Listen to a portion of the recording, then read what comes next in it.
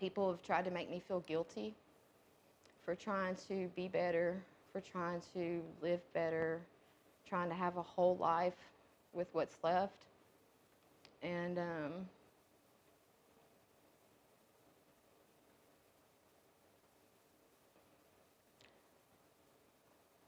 it's lonely. It can be real lonely. Forgetting their smells, their voice saying my name. That part of me is separate, another time, another place. Sometimes I take it in and really see the depth, but grow I must. Dark all around me, grow I must. My oldest daughter, she would be 15 in June. That's Adley. Marley, she would have been 13.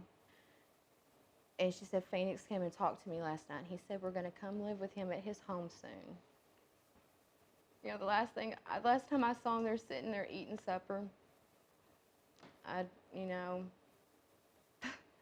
mean, it's weird. For the longest, I couldn't make chicken spaghetti. I couldn't eat chicken spaghetti because that's what I'd made them. And it's weird how things like that stick with you. That was like our start. Me picking her up and her smiling at me, that was the start of just me and her. The deal was is they were taking her from me, and they put her in foster care for 7 days. So not only I lost my family to being murdered, and then they take my house away, and I have to go find somewhere else to be. They take the only thing that I have left. Them taking her from me, that was like that was another level of trauma they gave me. And they don't even realize it. I don't even know if they care.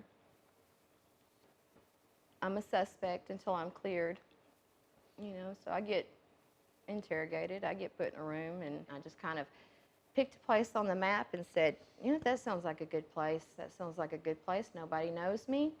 I can just be me, and I don't have to be Anna who had her family murdered, and I can just be Anna. People don't really pay attention to people on a close spectrum to see if they're acting different or if they're okay. It's just a lot. It's just a lot. He had held Paisley a few weeks before, he'd come to our house, and he'd been playing hide seek kind of thing with my daughters. And I think about that, and I'm like, how could somebody do like that? And to be honest, I was actually pretty shocked when they said that's who it was, because that's not who I was thinking.